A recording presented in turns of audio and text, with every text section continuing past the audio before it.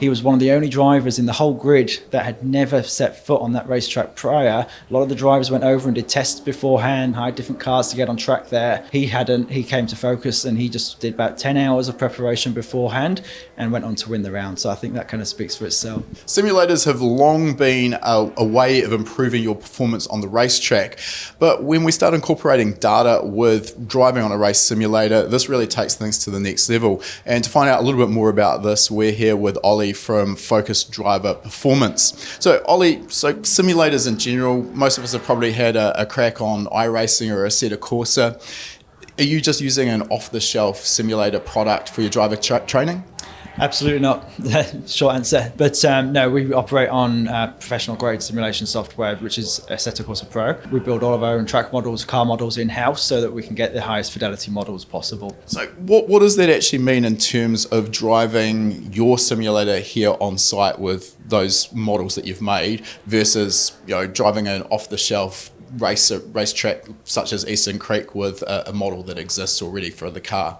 So with our sims, as you can see in the background here, we've got the latest developments on all of the simulators. So all the tracks are as late and current as possible. So when you step onto our simulators, you get the latest version of all the tracks, best accuracy, all the bumps, all the curbs, all the elevation, all the profile on the track, change of grip throughout the track. We're here at Sydney Motorsport Park at the moment, and from one top part of the track to the second part of the track, there's completely different grip levels out there. So for a driver that's coming on here, driving their car around Sydney Motorsport Park on a simulator, they get a much better starting point when they're driving the sim for when they go onto the track compared to if they drive something at home, which has got no accuracy and hasn't got the same sort of profiling on the track and everything. In terms of getting that data for the track, making sure you've got all of those little undulations, bumps, so it is exactly what you're driving here at Eastern Creek, what's the process look like for getting that? A big one.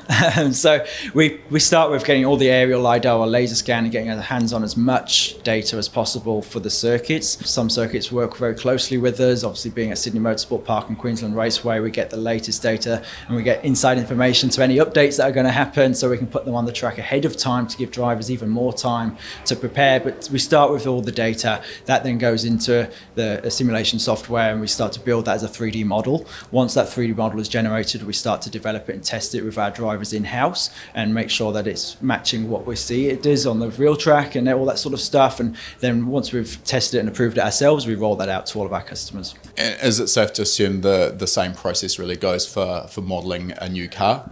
Absolutely. So with the car, obviously, the LiDAR data there, but obviously we start with getting as much data as possible from the real car, all the data sets, all the Motec data that we can get our hands on from that, so we see how the car performs, and then we build it with all the coordinates of geometry, get all the car data, suspension data, power graphs, power curves, RPM, all as much data as you can possibly get your hands on. I often say to people, the more data we get, the better. There's no limit. At the end of the day, we can continue plugging it into our computers and the simulator software, and that's another advantage of our software, is that we can just continue to load the physics to get as best models possible. So yeah.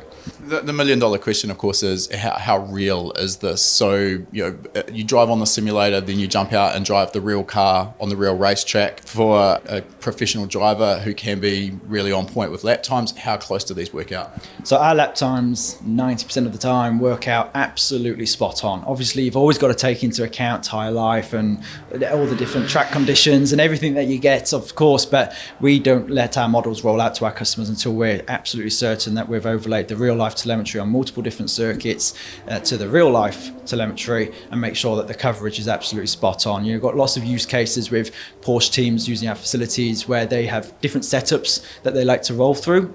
So what they do is they come into our facility, they put each and every one of those setups on the simulator to see which ones are going to actually roll out when they get to the track. So it saves them heaps of time, and it works, and it's been pretty good so far.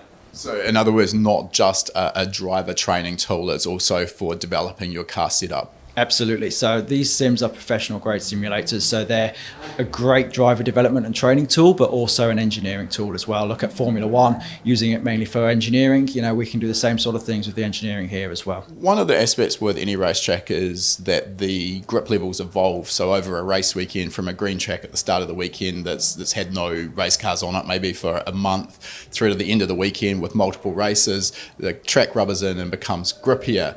Is that something that can also be modelled in a simulator? Absolutely. From cold tyres to warm tyres to tyre degradation to track evolution, absolutely everything can be put dialed into it. We do a lot of fuel conservation runs as well, so seeing how the drivers can manage that, and where we can also look at saying to the drivers, we're going to turn all of that off. So we're just focusing on the driver development side. So if the driver's gone quicker, then they know that they've found the time. So you turn that off so there's the car is going to be consistent and the grip level will be consistent lap after lap. Exactly right, for the driver to improve. But when we're doing it for the engineering purposes, we have all of that on and the driver's in at the deep end with all the track evolution. So even one session is different to the next. The tyre life is different from one session to the next, and they've got to roll out with cold brakes, cold tyres, get the car up to temperature. We do a lot of qualifying simulations here, so the driver's got to know how to get that tyre into the window to hit their lap. Especially in supercars, it's crucial that they get the tyre into that window, and a lot of the rookies struggle with that. That's what we do here, so it's pretty good. Let's talk about how you incorporate data into this as well, because we can go out on the simulator and just go and drive a bunch of laps, but if we want to actually start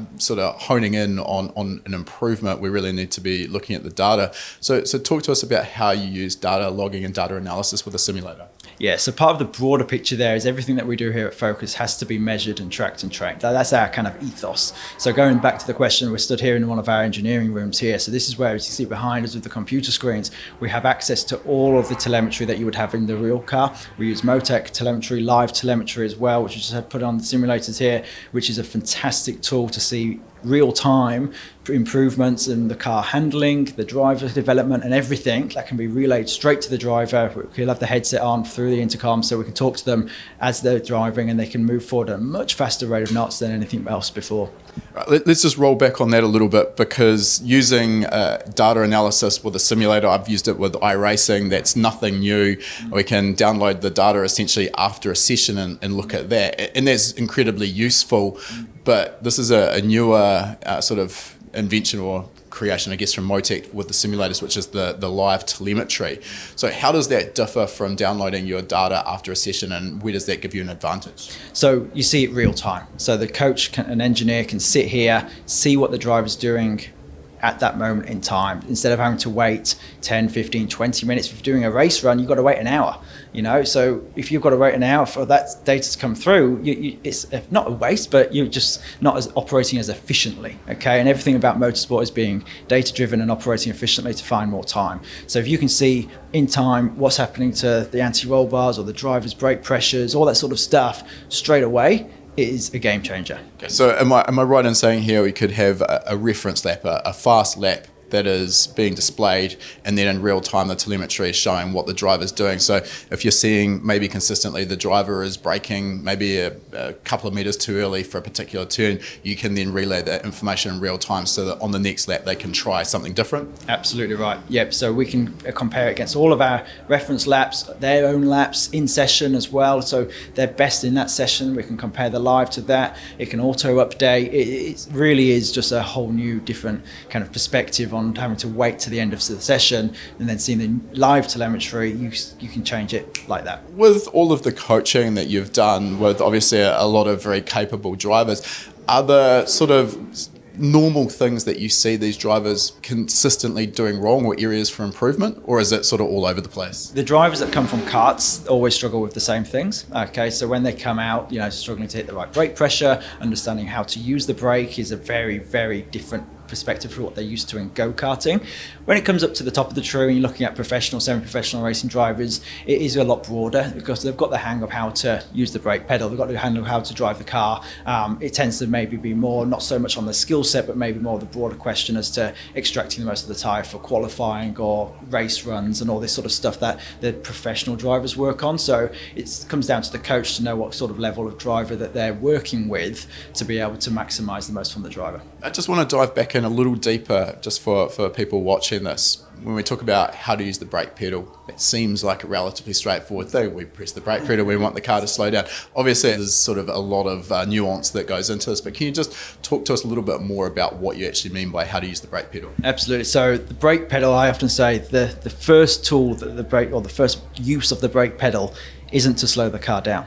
As a driver, as a racing driver, the second case of the brake pedal is to slow the car down. The first use of the brake pedal is to change the dynamics and handling of the car. So that's your biggest tool that a driver has available to them, to change the weight transfer of the car, to change the balance of the car. You know, if they want that front to hold better in the corner and to have a bit more grip, then maybe take that brake and hold the brake for a little bit longer to keep the weight over the nose of the car. So going into a little bit more detail, the brake is your tool to change the platform, to change where the weight and the weight transfer of the car is through a particular type of corner, and that will then help lap time. On your simulator setup, clearly these are not a motion simulator. It's obviously difficult, or it's impossible anyway, to accurately represent the G-forces that a race car is going to have even with a motion sim. I'm interested in your take on pros and cons of motion versus non-motion simulators. Absolutely. So it's a question we get asked all the time. You know, we've got very impressive simulators. Why do they not have motion? In my time when I was racing, I was part of the McLaren Performance Academy and went down to their simulator in Woking, and it's a very impressive looking platform, and it's got all these big hydraulic arms and everything on it. I jumped on, gave it a whirl, and came off of it, and I thought to myself, that felt amazing, but I didn't feel like I was moving. So I came down, I was only 16 at the time, young and naive. I said to the Formula One engineer, I said, is it not working? Why is it not on? And he said, no, of course it's working, but we've got it turned off. And he showed me the switch, it's all turned off. I said, oh, why is that? I want it on. I want to give it a try. And he said, well, we only use it for corporates and hospitality and sponsors for functions to give them a wild time. But for all of our academy drivers, F1 drivers, test drivers, we don't use it. And ever since that point, I've been running this business now for 10 years, and I've never seen a platform out there that can accurately replicate motion. What we've got to remember with motion is that it's sustained G. And what a motion platform does is it throws you and you feel something to start with, but you have no sustained G. So yes, it gives you a feeling, but it doesn't give you what you're used to in a race car. So in our simulators, we don't have any motion on them, but we have a lot of tactile feedback in there. So they feel all the bumps and bottoming out and curbs and gear changes and everything as a driver would, but they're not being chucked around. At the end of the day, if you can't recreate G-force, there's no point trying. Yeah, that makes sense. On that basis, then, do you need to retrain to use maybe different sensors to sort of detect what the car's doing? Obviously, you're not feeling, the back of the car slide around through the seat of the pants, for example. So you're using different sensors now on a simulator versus a real car. Ultimately, of course, there's always going to be a little bit of a difference there. The way I always put it to my drivers when they come in for the first time is, imagine you're driving your type of car, but it's just somebody else's. So those first few laps, just take it a little bit tricky, a little bit easier. Don't go out there thinking it's your car and you're going to know exactly where it can brake. A little bit easier those first 3 or 4 laps, and you'll adapt straight away. Obviously, you're relying a lot more on your visual sensors and what you're feeling on the wheel as opposed to in the back of the seat. But with the haptic feedback, the tactile feedback, you do actually get a sense of that as well. Where the tyre's breaking away, it does feel all that. So, a little bit different. But at the end of the day, you've got to look how much cheaper it is to come and do a session on here as it is to get on the track. Some tracks, street circuits, are incredibly impossible to get on unless you're racing at that event. So the accessibility, how cheap it is, and how much more appropriate it is for us racing drivers to use this, it's a bit of a no-brainer. On that basis, for learning a new track, you bring someone in here, they spend maybe 5 or 10 hours on the simulator getting themselves up to speed with a new racetrack, then they go to that racetrack. How does that simulator experience work out in terms of how quickly they get up to speed with that new track in the real world? Yeah, incredible. I think we're definitely seeing with the younger generation, they're going overseas for the first time and driving on tracks they've never been to or never seen before, and they're hitting that practice session 1 and going out and coming in the top 5, top 3 and setting incredible sector times. We had an incident last year with David Russell in Porsche when he went over to New Zealand, to Taupo, and he went out and won the round. He was one of the only drivers in the whole grid that had never set foot on that racetrack prior. A lot of the drivers went over and did tests beforehand and all sorts of different things and hired different cars to get on track there.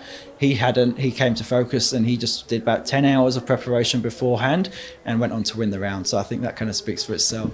Obviously, it's no longer a video game. This is actually a proper simulator, a proper training tool. Now, I'm guessing here you're really working with developing professional drivers or people who are on that sort of trajectory to become a professional racing driver. If someone watching is on that trajectory and wants to improve their skills, how are they best to sort of get in touch? Absolutely. So we're online at focusdriver.com.au. Our Instagram's focusdriverau. Across all socials, so they can get in touch with us on socials or on the website and hit us up on there. But so thank you very much for talking to us. Thanks, Ollie. Thank you very much.